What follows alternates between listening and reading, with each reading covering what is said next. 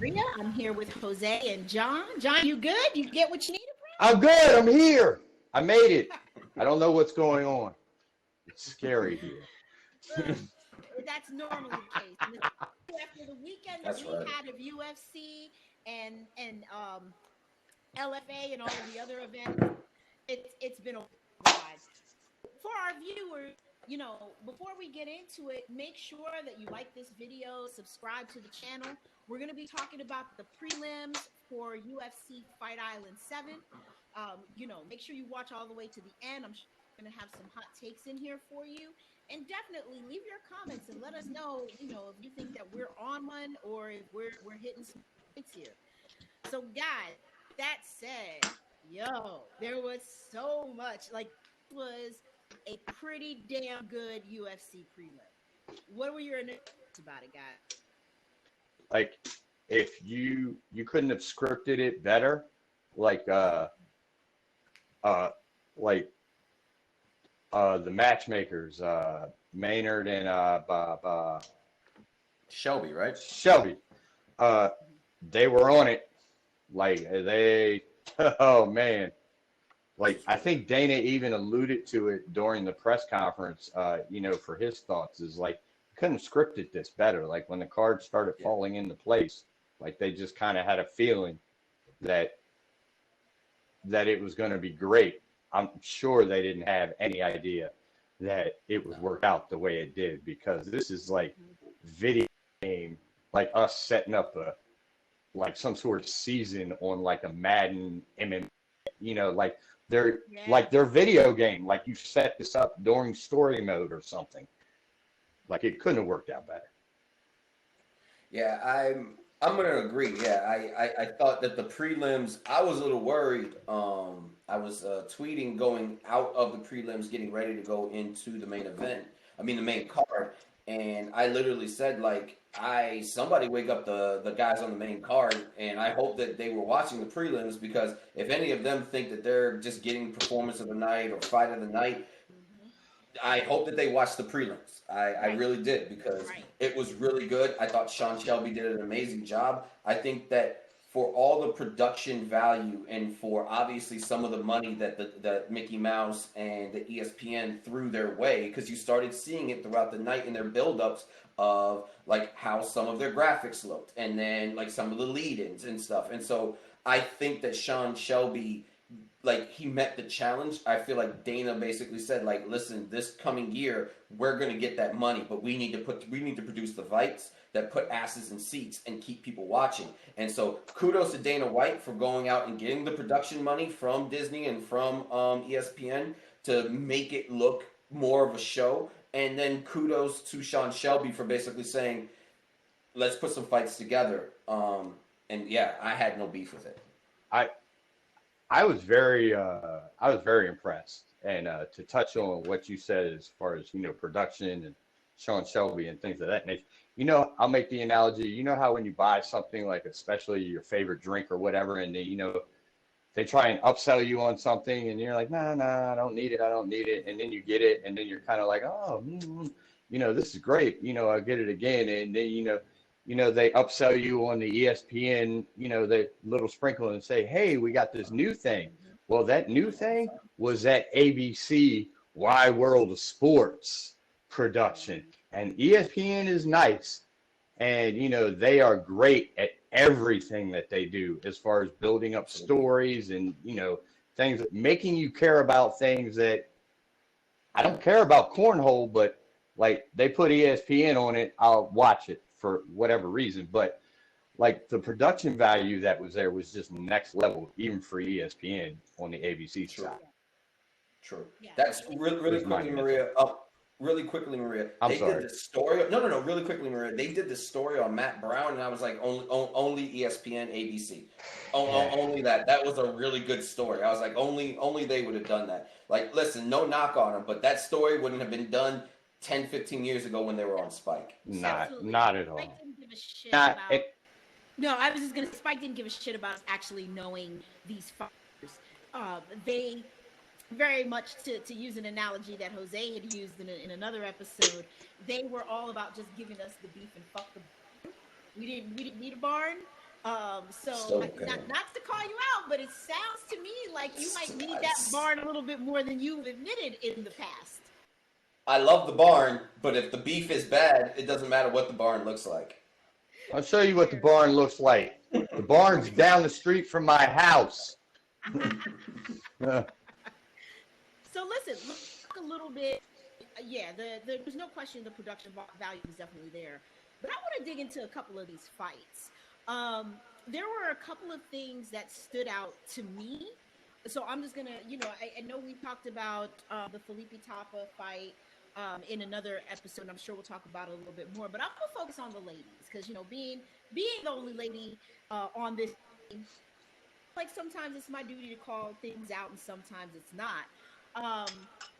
That bullshit that Sarah Mraz was doing with the ice screaming trying to make it seem as if she legitimately was doing anything in this fight was ridiculous and embarrassing.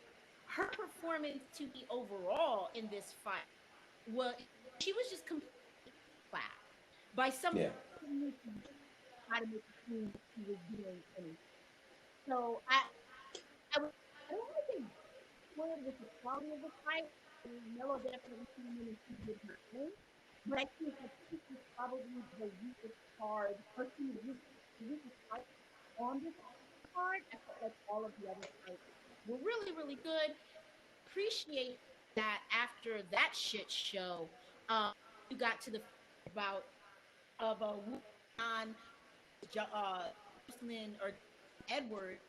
That was actually a fight. Oh boy. Yeah, that pen. She's scary. Jocelyn Edwards is scary.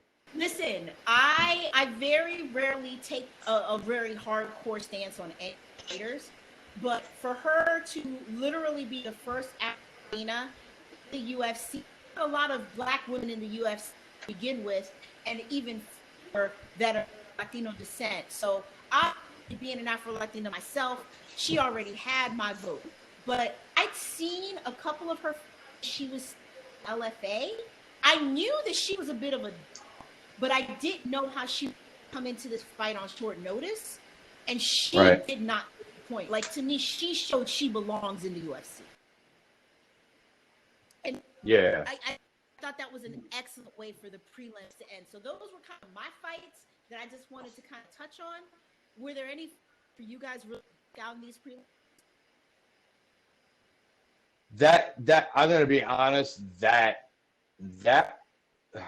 one and the opener, the opening KO.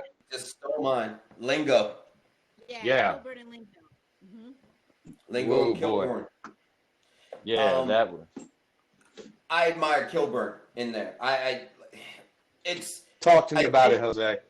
Yeah, so I think that what happened in between these two cards is and like it was capstoned. This 2 Friday and Saturday, it was capstoned with the main event, which we'll talk about in a little bit. But I think that what we saw was, don't get it twisted. There's still levels to this, right? Don't think that you're gonna train for a couple of days and then you're just gonna like, oh, I'm good to go. I can go fight Daniel Cormier, or I can go fight Conor McGregor. It looks easy. Like, there's levels to these things, and even inside of guys that have trained for a very long time, there's still levels to these things. Kilburn had a tough chin. How that guy stood after some of that and then kept fighting. It wasn't as if he was just covering up. He tried a couple of different things. In the end of the day, what you saw was Lingo's boxing was crisper, and man, he was faster. That right hand, I think DC said it, that right hand was so fast. And so if we're on camera watching it, if DC in the arena is watching this and he's saying that is a fast right hand, I think DC knows about getting hit with right hands. I'm willing to take it. It's just, it was one of those things where, and I love you, DC, so please, that's no disrespect. But I think that what happens is that, like, Kilburn, I think there's no need to throw the baby out with the bathwater. I think it was a great prelim. I think a lot of other guys would have just collapsed and not given a fight back. I think it was a great first prelim, and kudos again to Sean Shelby because Lingo looked amazing. Most other fighters would have folded, especially being like outpaced and being out, like he was just slower. Like, and that's all Kilburn could, Kilburn was just slower. And so that was amazing. It was a great performance by Lingo, but the stay in there fella belongs to Kilburn. Yeah, I mean, he's got a set of stones on him, that's for sure. Like in the movie Major League with what's my guy that the Japanese ball player told him, he said, you got marbles, huevos, and man, I'm sure he'll be, and that's probably what we'll see again. But I think that the beauty of that fight in particular, I always feel, and you guys know when we watch these fights, I say it all of the time. I always look at some of those prelim fights to see how they're going to set the tone, right, for the rest of that event. Yeah, you probably could not have picked a better first bout and then a better what is it that they're calling it? The premier prelim fight or whatever, the last fight on the prelim card. Like the feature prelim. Yeah. Feature prelim. You couldn't have picked two better fights to set the tone for this event. Not at all. There have been a lot of hits and misses over the last, the UFC's given us a ton of great product over the last year, but there have definitely been some prelim hit or misses, and I just felt like that Lingo Kilburn fight and then the Edwards Yulon fight, like they just knocked it out the park. Great job. I wanted to say one other thing, this was predominantly a middleweight, welterweight, featherweight, like stacked card, and then what I will say is even on the prelims, not to be outdone, Sean Shelby even picked out two heavyweights that could keep the pace of some of these more output ones. So even in the heavyweight, you got one heavyweight fight. It was on the prelims, and you thought, oh, okay, I see what Sean Shelby's trying to do. He's going to slow it down. And even Tafa, even Tafa Felipe, that was still had action. I mean, say what you want to about the ending, whatever, but it was still action packed. And so hats off to Sean Shelby for even the way that he erected the card, or the card was erected, because you have nothing but featherweights, welterweights, middleweights. These guys can keep a pace of a fight going, and then you get a heavyweight fight on the prelims right in smack in the middle of the card, and kudos to them. They kept the pace as if they were welterweights. Yeah, they really did.